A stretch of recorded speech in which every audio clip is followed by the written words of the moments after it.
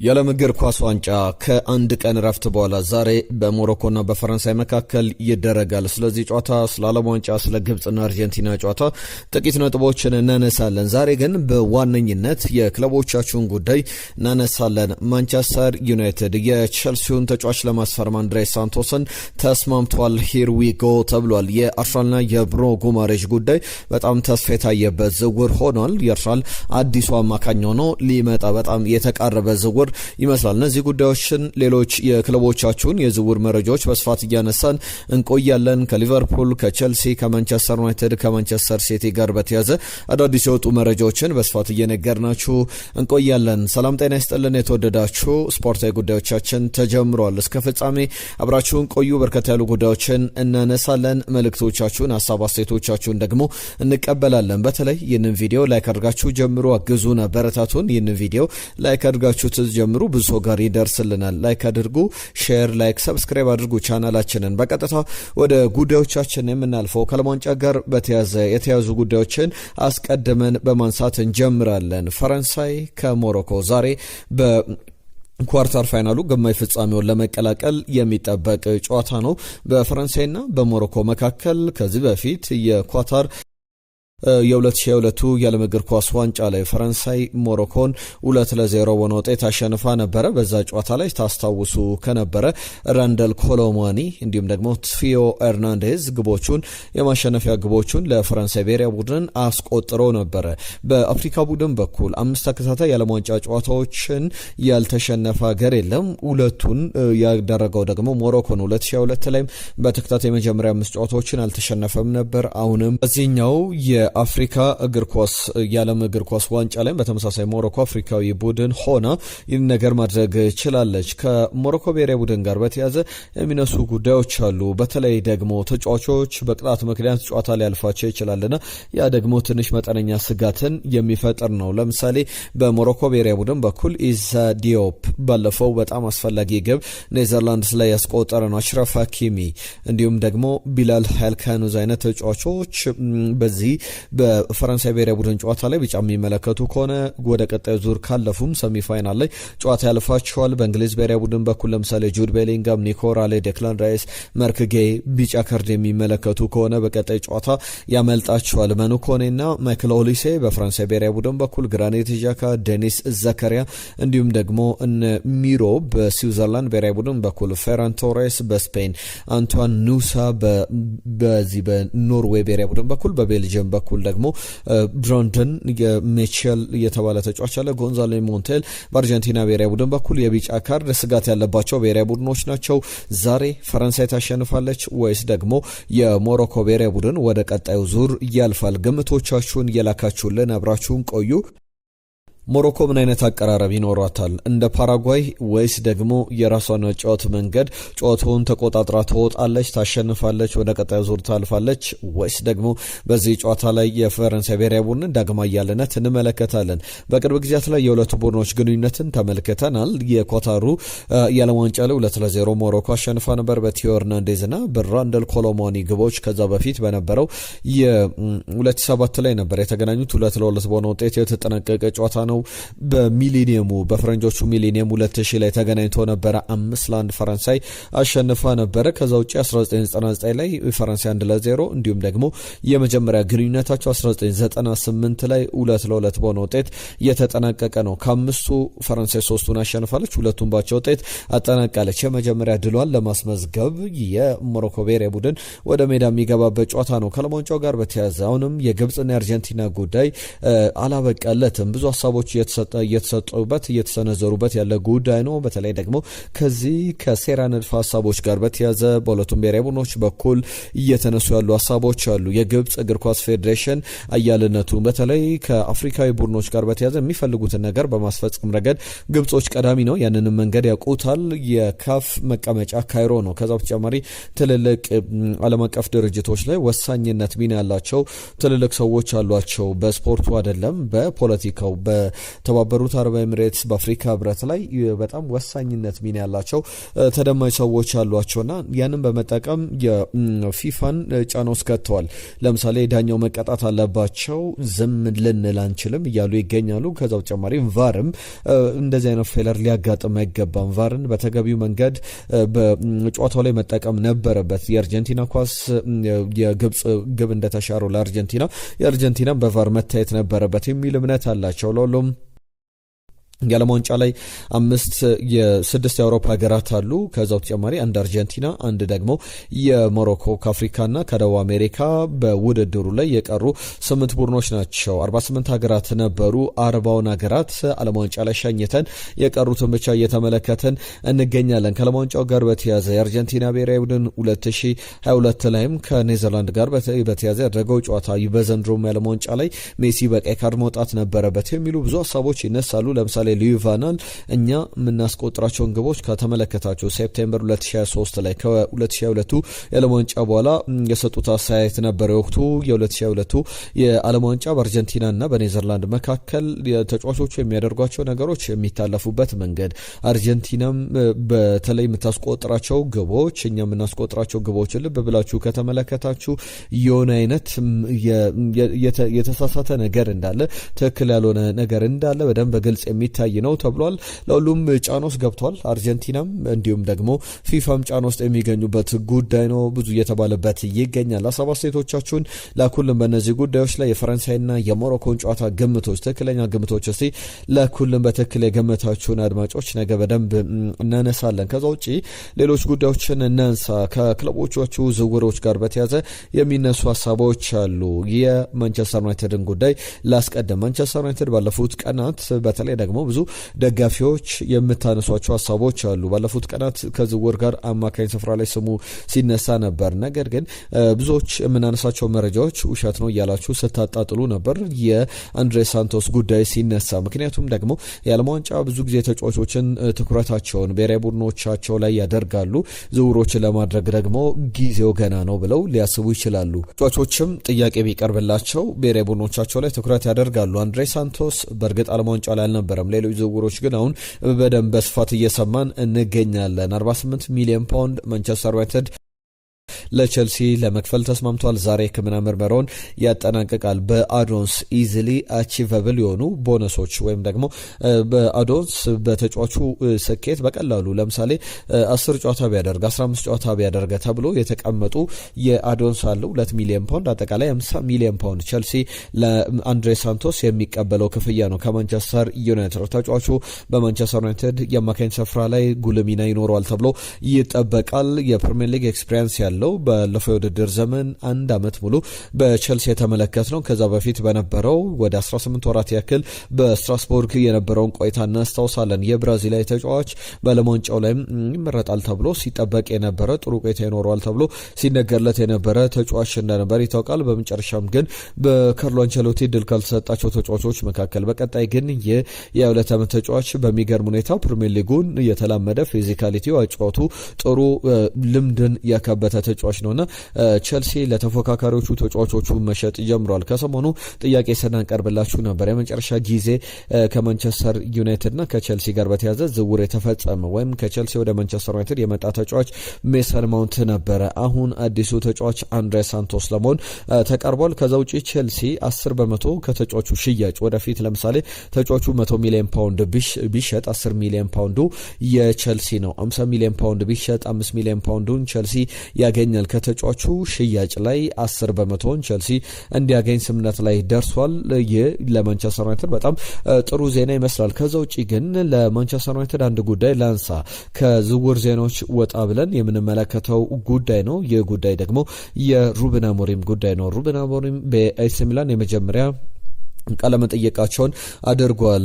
ስለ ማንቸስተር ዩናይትድም አንስተዋል። በዚህ ወቅት ላይ በጣም በማንቸስተር ዩናይትድ በነበርኩበት ወቅት ላይ ብዙ ነገር ተምሬያለሁ።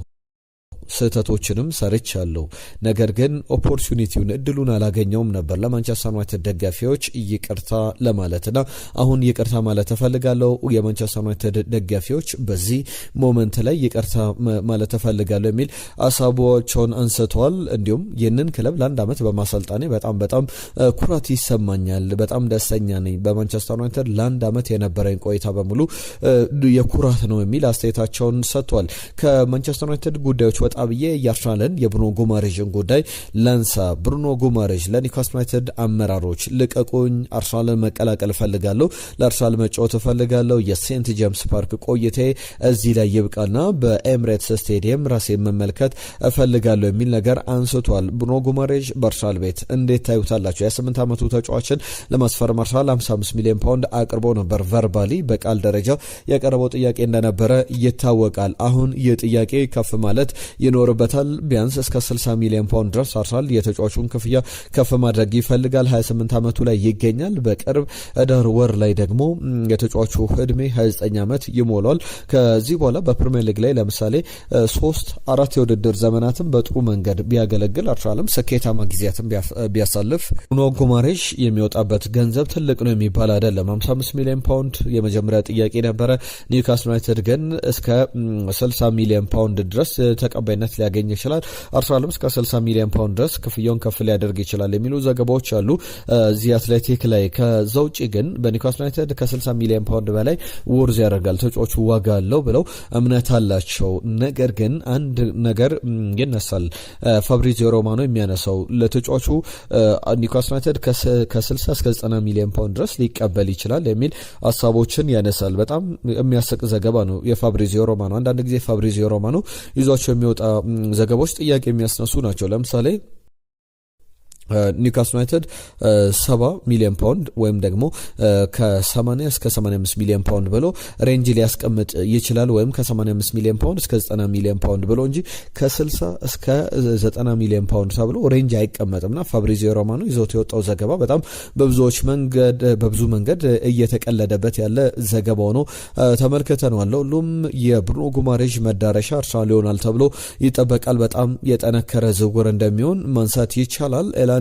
ሚሊያ ግብ ጠባቂው ዝውውሩን አጠናቃል። ሂርዊጎ ተብሏል። ሌላኛው ዝውውር ደግሞ ሁለተኛው ሂርዊጎ የሚባልለት ዝውውር የዚህ ተጫዋች ጉዳይ መሆኑ አይቀርም። ከማንቸስተር ሲቲ ጋር በተያዘ ማኑኤል አካንጂ፣ ቪክተር ኦይስ እንዲሁም ደግሞ ጆስ ዊልሰን የተባለ ተጫዋች፣ ካልቨን ፊሊፕስ እንዲሁም ደግሞ ክላውዲዮ ኤቼቨሬ፣ ጃክ ግሪሊሽ የውሰት ውላቸውን አጠናቀው ወደ ማንቸስተር ዩናይትድ ወደ ማንቸስተር ሲቲ ተመልሷል። በ2025/26 የውድድር ዘመን በተለያዩ ክለቦች ማኑኤል አካንጂ በኢንተር ሚላን፣ ቪክተር ኦይስ በዢሮና ነበረ። ካልቨን ፊሊፕስ እንዲሁ በእንግሊዝ ቆይታ አድርጓል። ክላውዲዮ ኤቼቨሬን ተመልክተናል። ከዛ በተጨማሪ ጃክ ግሪሊሽ ኤቨርተን ቆይታውን አጠናቋል። ሁሉም ወደ ማንቸስተር ሲቲ ተመልሷል። ዳግም የሚለቁ ወይም ደግሞ በቋሚነት ወደ ተለያዩ ክለቦች የሚዘዋወሩ ተጫዋቾች ሊኖሩ ይችላሉ። ቪክተር ኦይስ ግን አዲሱ የማንቸስተር ሲቲ ወሳኝ ተከላካይነት ሚና ሊኖረው ይችላል የሚሉ ዘገባዎችን እየተመለከትን እንገኛለን። የፌነርባቼ ጉዳይ እየተነሳ ይገኛል። ከፌነርባቼ ጋር በተያዘ የኦሎምፒክ ደ ማርሴውን የማንቸስተር ዩናይትድ ደግሞ ሀፍ ንብረት የሆነውን የሜሰን ግሪንውድን ለማስፈረም ስምነት ላይ ለመድረስ ከጫፍ ደርሷል። ኦሎምፒክ ደ ማርሴ ለተጫዋቹ 50 ሚሊዮን ዩሮ ይፈልጋል።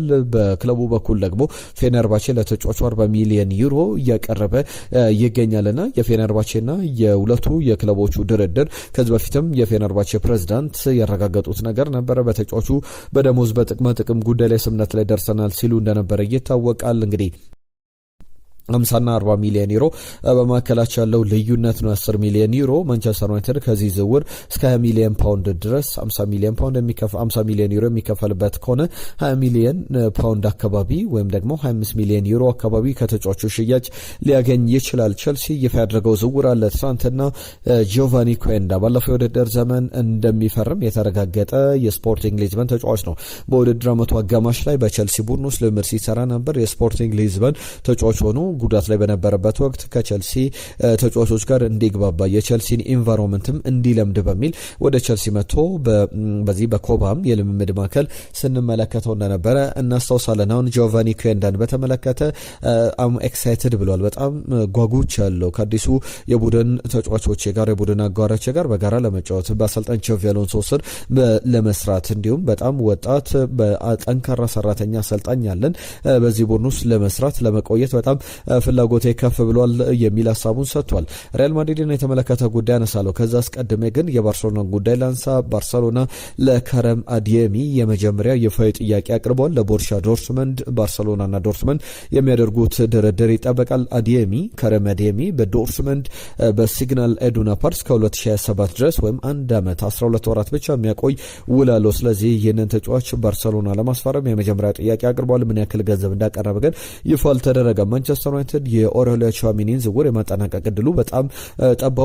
አንደኛ በጣም ከፍተኛ ደሞዝ ነው ያለው፣ ሁለተኛ ደግሞ እስከ 2030 ድረስ ቨርባሊ ከሪያል ማድሪድ ጋር ተስማምቷል ውሉን ለማራዘም። ጆዜ ሞሪኒዮ ተጫዋቹ ኦሬሊዮ ቹዋሚኒ ከክለቡ እንዲለቅ አይፈልጉም። በተለይ አሁን በጣም ጣሪያ በነካው የአማካኝ ስፍራ ተጫዋቾች ገበያ ላይ ከ100 ሚሊዮን ፓውንድ በላይ ተጫዋቾች ይጠራባቸዋልና ኦሬሊዮ ቹዋሚኒን በዚህ ወቅት ላይ ማጣት ፍላጎት እንደሌላቸው የሚያሳዩ ዘገቦች አሉ። ከአርሰናል ጋር በተያያዘ የሚነሳው ጉዳይ ኦስካር ሚንጉዌዛን ሴልታ ቪጎ ለማስፈረም እንቅስቃሴ ያደርጋል ተብሎ ሲጠበቅ ነበረ። ሂርዊጎ ተብሎ ተጫዋቹ ግን ወደ አርሰናል ሳይሆን ወደ ክሪስታል ፓላስ መዘዋወሩ ተሰምቷል። ከአርሰናል ጋር ረጅም ወራት ስሙ ሲያዝ የነበረው ይህ የቀይ መስመርና ሴንተር ባክ ሆኖ መጫወት የሚችል ተጫዋች ወደ ክሪስታል ፓላስ ወደዛው ወደ ለንደን መምራቱ ተረጋግጧል። የላሚን ያማል ጉዳይ ስለ ኡሊያን አልቫሬዝ ያነሳው ጉዳይ መነጋገሪያ ሆኗል። በእርግጥ አትሌቲኮ ማድሪድ ተጫዋቹን ለመልቀቅና ወደ አርሰናል ወይም ወደ ፓሪስ ሳን ጀርመን እንዲሄድ ፍላጎት አላቸው። ባርሰሎናን ወይም ደግሞ ሪያል ማድሪድን ከሚቀላቀል ይልቅና ኡሊያን አልቫሬዝ ይመጣል ብለን ቡድናችንን ይቀላቀላል ብለን ትልቅ ተስፋ አለን የሚል እምነቱን ይናገራል። ላሚን ያማል በነበረው ቃለ መጠይቅ ላይ በተለይ ተጫዋቹን በተመለከተ ትልቅ ፐርፌክት የሚሆን አብሶሉትሊ ቡድናችንን ሊያሳደግ የሚችል ተጫዋች ነው የሚል እምነት እንዳለው የሚያሳዩ ዘገባዎችን ተመልክተናል። ከአርሰናል ጋር በተያያዘ ክርስቲያን ኖርጋርድን መልቀቅ አይፈልግም የሚሉ ሀሳቦች አሉ። ወይም ተተኪ ተጫዋች ሳይመጣ በፊት ኖርጋርድ ከአርሰናል ይለቃል ተብሎ አይጠበቅም። በቀጣይም የሚጠበቅ ጉዳይ ነው። ፓሪስ ሰን ጀርመን፣ ቶትናም ሆትስፐር እንዲሁም ቸልሲ የፍሎሪያን ቫልጓንን የሞናኮውን አጥቂ ዝውውር ለማጠናቀቅ በአሜሪካ ብሔራዊ ቡድን በዓለም ዋንጫ ላይ ጥሩ ቆይታ እንደነበረው ተመልክተናል። እሱ ለማስፈረም እንቅስቃሴዎች ላይ እንዳሉ እየተመለከተን እንገኛለን። ከዛ ውጪ የሊቨርፑል ጉዳይ ይነሳል። ሊቨርፑል የማቲያስ ማኔን ዝውውር ለማጠናቀቅ የ18 ዓመት የመስመር አጥቂ በጣም ጥሩ የፕሪሚየር ሊግ ኤክስፔሪንስ አለው። በተለይ በሁለተኛው አጋማሽ በተጠናቀቀው የዝውውር የዚህ የውድድር ዓመት ላይ በ2025/26 የውድድር ዘመን በወልቭስ በኩል ጥሩ ሲንቀሳቀስ ነበረ። ማቲያስ ማኔን ሊቨርፑሎች ለማስፈረም ፍላጎት እንዳላቸው የሚያሳዩ ዘገባዎችን በስፋት እየተመለከተን እንገኛለን። በቀጣይ ደግሞ በትልቅ ደረጃ ቡድኑን ያገለግላል ተብሎ የሚጠበቅ አይነት ሊቨርፑል ብቻ አይደለም። በእርግጥ ሌሎችም ክለቦች ተጫዋቹ ፈላጊ ሆነው በገበያው ላይ ስማቸውን እየሰማናቸው እንገኛለን። ከብሔራዊ ቡድኖች ሹመት ጋር በተያያዘ የፖርቹጋል ብሔራዊ ቡድን አሰልጣኝ ሆኖ ለመቀጠል አሰልጣኝ ጆርጌ ጄሱስ የቀድሞ ቤኔፊካ ተጫዋች ካልናስር ጋር በውድድር ዓመቱ የሳውዲ ፕሮ ሊግን ያሸነፉት አሰልጣኝ ወደ ፖርቹጋል ብሔራዊ ቡድን መምጣታቸው በጣም የተቃረበ የተጠናቀቀ ዝውውር ሆኗል። ከዚህ በፊት በብራዚል ሰርተዋል። በዛው በፖርቹጋል ደግሞ ብራጋ፣ ስፖርቲንግ ሊዝበንን፣ ቤኔፊካን በተለይ በቤኔፊካ 3 ፕሪሚየር ሊግን 10 አጠቃላይ ዋንጫዎችን ማሸነፋቸው ይታወሳል። ብዙ የሚባልላቸው አሰልጣኝ ናቸውና በቀጣይ ጊዜያት ላይ ደግሞ በትልቅ ደረጃ ፖርቹጋልን ስኬታም ያደርጋሉ ተብሎ የፖርቹጋል እግር ኳስ ላይ እውቀት ያላቸው አሰልጣኝ ናቸው። ጄሳዴሪ ወደ ስፖርቲንግ ሊዝበን አምርቷል። የቸልሲ ተጫዋች ነው። ቸልሲ ከቀናት በፊት በተለይ ድርድር ላይ እንደነበረ እኛም በዚሁ በቤስት ስፖርት ኢትዮጵያ ቻናል ላይ ስናነሳ ነበረ። ውሉን አራዝሟል። እስከ 2031 ድረስ ውሉን ያራዘመ ተጫዋች ነው። ይህ ከክሪስታል ፓላስ በቅርብ ጊዜያት ነበረ ቸልሲን የተቀላቀለው ወጣት ተጫዋች ነው። አሁን ደግሞ ወደ ስፖርቲንግ ሊዝበን አምርቷል። ወደ ፖርቹጋል ሊግ አምርቶ በፖርቹጋል ሊግ የሚኖረው ቆይታ ይጠበቃል። ጆ ኮንሴሎን በተመለከተ ወደ ባርሴሎና የሚሄድበት እድል በጣም ሰፊ እንደሆነ የሚያሳዩ ዘገባዎችን እየተመለከተን እንገኛለን። የተጫዋች ደግሞ በጣም ባርሴሎና ተደራድሮ በጣም አነስ ባለ ክፍያ ማስፈረም ይፈልጋልና እስከ ውድድር አጋማሽ ወይም የውድድር ዓመቱ መጀመሪያ ላይ ወይም ደግሞ የዝውውር መስኮቱ መጠናቀቂያ ድረስ ሊጠበቅ የሚችል ዝውውር ነው። የጆ ኮንሴሎ ከአልሂላል ወደ ባርሴሎና በውሰት ውል በተጠናቀቀ ውድድር ዘመን አሳልፏል ግማሹን ዓመት። አሁን ደግሞ በቋሚነት ወደ ባርሴሎና የሚሄድበት እድል ሰፊ ነው ተብሏል። ከካርሊቶ ጋር በተያዘ በብራዚል እግር ኳስ ፌዴሬሽንና በካርሊቶ መካከል አሁንም ሪስፔክት ለማድረግ ውላቸውን በብራዚል ብሔራዊ ቡድን እንዲቆዩ ፍላጎቶች አሉ። በዛም ይቆያሉ የሚሉ ዘገባዎችን በስፋት እየተመለከትን እንገኛለን። ብዙ እየተባሉ ያሉ ጉዳዮች አሉ። ትናንትና ከዓለም ዋንጫው ጋር በተያዘ የእናንተን መልእክቶችም ተቀብለናል። የመጀመሪያ መልእክት የላከልን አዴማን ነው። ፕሮግራማችሁ ያምራል፣ ግን በሰፊው ሰዓት ብትጨምሩ ብሎናል። ወደፊት ለማስተካከል እንሞክራለን። በጣም እናመሰግናለን ስለ ሀሳብ ስለ አስተያየታችሁ። በቀን 2 የማቅርቡልን ብሎናል። እናመሰግናለን። ለማስተካከል እንሞክራለን። ሚስተር የተባለ አድማጫችን በኢሜይል ስሙ የአርጀንቲናና የግብጽ ጨዋታ ችግሩ የራሱ የግብጽ ነው። 2-0 እየመሩ ባለበት ሰዓት ጨዋታውን ማረጋጋት ነበረባት፣ መሯሯጥ መቀነስ ነበረባቸው። በእኔ በኩል ዳኝነቱ ላይ ችግር አላየውም። ስለ ቼልሲ አዳዲስ መረጃዎች ብሎናል፣ አቅርበናል። በዚሁ በሰፊው የተመለከትናቸው ጉዳዮች ነበሩ። ሰይፈዲን አለይ ሰላም ቤስቶች እንዴት ናቸው? ፊፋ ግን ሌባ ዳኝነት፣ አብዛኛው ዳኛ የዘንድሮ የዓለም ዋንጫ ላይ እንግዲህ አፍሪካ ሀገራትን የተበደሉበት ነበር፣ ግን ብቻ ተከርኖ ይብሰል ብሎናል። ሸመልስ ከኳታር ዶሃ እንደምን አደራችሁ ቤስቶች? በትላንትናው ጨዋታ ምንም የዳኝነት ፍትሃዊነት ያልታየበት በግብጽ ላይ ኦን ተብሎ ወይም ደግሞ አፍሪካ ላይ ወደ ዓለም ዋንጫ እንዳይቀርቡ የተደረገ ሴራ የፊፋ ሴራ ነው። በአጠቃላይ አርጀንቲና በጥቋይ ፊፋ ዓለም ዋንጫው ላይ እንግዲህ በአጠቃላይ ግብጽን አሪፍ ነበረች፣ ግን እነሱም ላይ ጥፋት ነበረ። እስከ 80ኛው ደቂቃ ድረስ መሪነታቸውን ማስጠበቅ ነበረባቸው። የኬፕ ቨርድ ጨዋታም ሌላኛው ማሳያ እንደሆነ አንስቷል። ሴኔጋልም በተመሳሳይ ችግሮች ነበሯቸውና የአፍሪካ ቡድኖች የነበረባቸውን ችግሮች አንስቷል። ዛሬ የሚደረገውን ጨዋታም ግምት አስቀምጦልናል። ፈረንሳይ ከሞሮኮ በአቻ ውጤት ይጠናቀቃል። በፔናልቲ ሞሮኮ ወደ ቀጣዩ ዙር ፈረንሳይን ጥላ ታልፋለች ብሎናል። ሽመልስ ከኳታር ዶሃ ኤድመን ፈቀደ ዳኛው አፍሪካን በድሏል፣ ሆን ተብሎ የተደረገ ነው ብሎናል። በረሀ ግርማይ ሰላም እንዴት ናችሁ? እኔ ከእንግዲህ በኋላ የ2026ቱን የዓለም እግር ኳስ ዋንጫ አላይም። ነጮች ቫርን የፈጠሩት ለካ የአፍሪካ ሀገራትን እንከን እየፈለጉ ከዋንጫው ውጪ ለማድረግ የሚጠቀሙበት መሳሪያ ነው። ግብጾች ደግሞ የዚሁ ሰለባ ሆነዋል። እንግዲህ በረሀ ግርማይ ከመቀለ የጻፈልን መልእክት ነው። አህመድ ከጅቡቲ እንዴት ናችሁ? እኔ ምንም ማለት አልፈልግም፣ ምክንያቱም አውሮፓና ላቲኖች አፍሪካውያንን ሁሌም እንግዲህ ለመበደል ሩቅ ለማድረግ የሚሰሩት ምንም የሚታይ ነገር ነው። ግብጥንም በጠላትም በጣም ተበድላለች። ለዚህም ሜሲና አርጀንቲና እንዲያልፉ ታስቦ የተሰራ ሴራ ነው ብሎናል። አቡኪ ምንም ፌር አልነበረም ጨዋታው፣ የምር ምንም ፔናልቲው ራሱ ኦፍሳይድ ነበረ። ከዛ በተጨማሪ ሰከንድ ጎል ላይ መሻር ነበረበት ብሎናል። ቺቻር ሮባ ይጻፈል መልእክት አለ። ምንም አይነት የዳኝነት ችግር አልታየኝም፣ ኖርማል ጨዋታ ነው ብሎናል። ያሲን መሐመድ አድሎ ነበረው ጨዋታው የሚል ሀሳቡን ልኮልናል። ታሪኩ ከደቡብ አፍሪካ የጻፈልን መልእክት አለ። ስለ አርሰናል ያንስተናል የተለያዩ ጉዳዮችን። ነጅብ ሰንገሮ ከናይሮቢ ኬንያ የጻፈው መልእክት አለ። ግብጽ በግፍ ወድቃለች፣ ከዛ በተጨማሪ በዘረኝነት ተጠጥካለች። ሊዮኔል ሜሲ እንዲያልፍ ተፈልጎ የተሰራ ነው። አሁንም ቢሆን ፍትህ ለአፍሪካ ብሎናል። ፓማባይም የጻፈልን መልእክት አለ። ከልብ እናመሰግናለን። እንዳላይ ከደብረ ዘይት የግብጽና የአርጀንቲና ጨዋታ አሳፋሪ ባለም ህዝብ በፊት ግብጽ ተበድላለች፣ ተዘርፋለች።